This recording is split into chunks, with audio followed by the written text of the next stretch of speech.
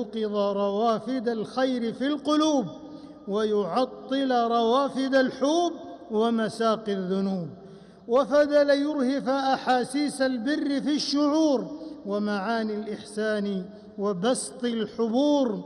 فتتبرأ النفوس الشاردة الكزة من أثقال الحياة وتتخفف من أوهاق المادة المعناه، فالأذن سامعة والعين دامعة والروح خاشعة والقلب أواه،